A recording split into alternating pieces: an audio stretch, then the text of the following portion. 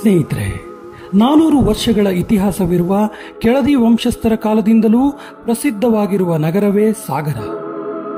ಸಾಗರ ಸಮೀಪದ ಕೆರೆಯೊಂದು ಸಾಗರದಂತೆ ಕಾಣುತ್ತಿದ್ದು, ಈ ಕೆರೆಗೆ ಸದಾಶಿವ ಸಾಗರ ಎಂಬ ಹೆಸರು ಇದ್ದಿತು. ಮುಂದೆ ಸದಾಶಿವ ಹೊರಟು ಹೋಗಿ ಸಾಗರ ಎಂಬ ಹೆಸರು ಮಾತ್ರ ಉಳಿಯಿತು ಎನ್ನಲಾಗುತ್ತೆ. ಇಂದು ದೇಶ ವಿದೇಶಗಳಿಂದ ಪ್ರವಾಸಿಗರು ಸಾಗರ ತಾಲೂಕಿನ ಪ್ರವಾಸಿ ಸ್ಥಳಗಳಿಗೆ ಸಂದರ್ಶನ ನೀಡುತ್ತಿದ್ದಾರೆ. ಸ್ನೇಹಿತರೆ, ಇವತ್ತಿನ ವಿಡಿಯೋದಲ್ಲಿ ಸಾಗರ ತಾಲೂಕಿನ ಪ್ರಮುಖ 5 ಪ್ರವಾಸಿ ಸ್ಥಳಗಳ ಬಗ್ಗೆ ತಿಳಿದುಕೊಳ್ಳೋಣ. ಕೆಳದಿ. ಸಾಗರದಿಂದ 8 ಕಿಲೋಮೀಟರ್ ದೂರದಲ್ಲಿರುವ ಕೆಳದಿ ಒಂದು ವೀರ ನೆಲ. ಈ ನೆಲದಲ್ಲಿ ಚೌಡಪ್ಪ ನಾಯಕ ವಿಜಯನಗರದಿಂದ ತನ್ನೂರಿಗೆ ಮರಳುವಾಗ ಒಂದೆಡೆ ಚಿಗರೆಯೊಂದು ಚಿರತೆಯನ್ನು ಬೆನ್ನಟ್ಟುವ ದೃಶ್ಯವನ್ನು ನೋಡಿ ಈ ದೃಶ್ಯದಿಂದ ಈ ವೀರಭೂಮಿಯಲ್ಲಿ ತನ್ನ ಸಾಮ್ರಾಜ್ಯ ಸ್ಥಾಪಿಸುವುದಾಗಿ ನಿರ್ಧರಿಸಿ ಕೆಳದಿ ಸಂಸ್ಥಾನವನ್ನು ಸ್ಥಾಪಿಸುತ್ತಾನೆ ಎನ್ನುತ್ತವೆ ದಂತಕಥೆಗಳು.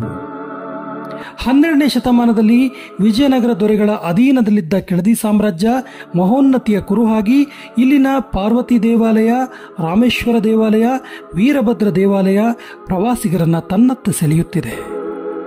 ಕುವೆಂಪು ವಿಶ್ವವಿದ್ಯಾಲಯದ ವಸ್ತು ಸಂಗ್ರಹಾಲಯ ಮತ್ತು ಸಂಶೋಧನಾ ಕೇಂದ್ರವೂ ಕೂಡ ಇಲ್ಲಿದ್ದು ಸಾಹಿತ್ಯಾಸಕ್ತರಿಗೆ ಆ ಕಾಲದ ಇತಿಹಾಸವನ್ನು ಉಣಬಡಿಸುತ್ತಿವೆ. ಇಕ್ಕೇರಿ. ಸಾಗರದಿಂದ 4 ಕಿಲೋಮೀಟರ್ ದೂರದಲ್ಲಿರುವ ಕೆಳದಿ ಅರಸರ ಕಾಲದಲ್ಲಿ ರಾಜಧಾನಿಯಾಗಿ ವಿಜೃಂಭಿಸಿದ್ದ ಸ್ಥಳವೇ ಇಕ್ಕೇರಿ. ಇಲ್ಲಿನ ಅಘೋರೇಶ್ವರ ದೇವಾಲಯವು ಆ ಕಾಲದ ಕಲೆ ಮತ್ತು ವಾಸ್ತುಶಿಲ್ಪಕ್ಕೆ ಹಿಡಿದ ಕೈಗನ್ನಡಿಯಂತಿದೆ. ಈ ದೇವಾಲಯದ ಶಿಲ್ಪಿ ಹೊಂಬುಜದ ವೆಂಕಟಯ್ಯ ದೇವಾಲಯವನ್ನು ಅತ್ಯಂತ ಅದ್ಭುತವಾಗಿ ನಿರ್ಮಿಸಿದ್ದಾರೆ. ಇಲ್ಲಿನ ದೇವಾಲಯದ ಗರ್ಭಗುಡಿಯಲ್ಲಿರುವ ಬೃಹತ್ ಶಿವಲಿಂಗ ಮತ್ತು ದೇವಾಲಯದ ಎದುರಿನಲ್ಲಿರುವ ಬೃಹತ್ ನಂದಿಯ ವಿಗ್ರಹಗಳು ಜನಾಕರ್ಷಣೆಯ ಕೇಂದ್ರ ಬಿಂದುಗಳಾಗಿವೆ. ಈ ದೇವಾಲಯದಲ್ಲಿ ಕೆತ್ತಲಾಗಿರುವ 2 ಮುಖಾಮುಖಿ ಹಲ್ಲಿಗಳು ಪರಸ್ಪರ ಸಂಧಿಸಿದಾಗ ಪ್ರಳಯವಾಗುವುದೆಂಬ ದಂತಕತೆ ಕೂಡ ಇದೆ.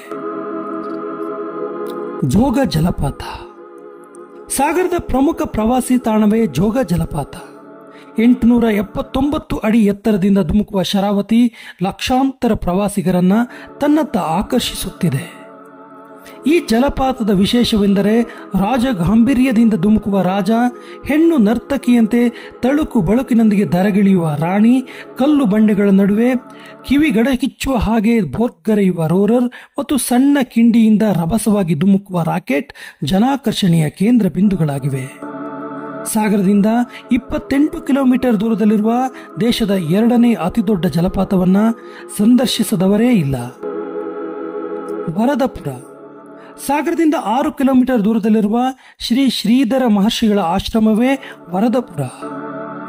ಇಲ್ಲಿನ ಭಗವಾನ್ ಶ್ರೀಧರ ಸ್ವಾಮೀಜಿಗಳ ಸಮಾಧಿ ಸ್ಥಳ, ಜ್ಞಾನಮಂದಿರ, ಧರ್ಮಸ್ತಂಭ, ಗೋಶಾಲೆ, ಶ್ರೀಧರ ತೀರ್ಥ ಪ್ರವಾಸಿಗರ ಆಕರ್ಷಣೀಯ ಕೇಂದ್ರ ಬಿಂದುಗಳಾಗಿವೆ.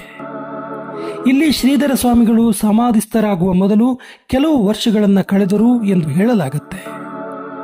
ಪರ್ವತದ ತುತ್ತ ತುದಿಯಲ್ಲಿರುವ 30 ಅಡಿ ಎತ್ತರದ ಧರ್ಮ ಧ್ವಜಸ್ತಂಭ ಹಾಗೂ ಇಲ್ಲಿನ ಪವಿತ್ರ ಶ್ರೀಧರ ತೀರ್ಥ ಜನರು ಭಕ್ತಿ ಭಾವದಿಂದ ಸಂದರ್ಶಿಸುವಂತೆ ಮಾಡಿವೆ. ಸಿಗಂದೂರು.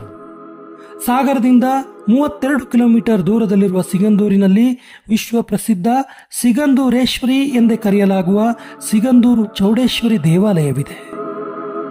ಇಲ್ಲಿನ ದೇವರ ವಿಗ್ರಹವು 300 ವರ್ಷಗಳ ಹಿಂದೆ ಶರಾವತಿ ನದಿ ತೀರದಲ್ಲಿ ದೊರೆತ ಮೂರ್ತಿ ಎಂದೇ ಭಾವಿಸಲಾಗಿದೆ. ದೇವಾಲಯಕ್ಕೆ ಹೋಗುವ ಮುನ್ನ ಸಿಗುವ ವಿಶಾಲವಾದ ಶರಾವತಿ ಹಿನ್ನೀರು, 2 ಕಿಲೋಮೀಟರ್ ದೂರದವರೆಗಿನ ಲಾಂಚಿನ ಪ್ರಯಾಣ ಮತ್ತು ಇತ್ತೀಚೆಗಷ್ಟೇ ನಿರ್ಮಿಸಲಾದ ವಿಶಾಲವಾದ ಸೇತುವೆ ಪ್ರವಾಸಿಗರ ಆಕರ್ಷಣೆಯನ್ನ ತನ್ನತ್ತ ಸೆಳೆಯುತ್ತಿದೆ. ರಜಾ ದಿನಗಳಲ್ಲಿ ಪ್ರವಾಸ ಕೈಗೊಳ್ಳುವ ಎಲ್ಲರೂ ಸಾಗರದ ಈ ಪ್ರಸಿದ್ಧ ಪ್ರವಾಸಿ ತಾಣಗಳನ್ನು ಮಿಸ್ ಮಾಡದೆ ನೋಡಿ ಎನ್ನುತ್ತಾ ಇವತ್ತಿನ ವಿಡಿಯೋಗೆ ಪೂರ್ಣ ವಿರಾಮ ಹಾಕುತ್ತಿದ್ದೇವೆ. ಮುಂದಿನ ವಿಡಿಯೋದಲ್ಲಿ ಇನ್ನೊಂದು ಇಂಟ್ರೆಸ್ಟಿಂಗ್ ಫ್ಯಾಕ್ಟ್ನೊಂದಿಗೆ ಎದುರಾಗ್ತೀವಿ. ಜೈ ಹಿಂದ್.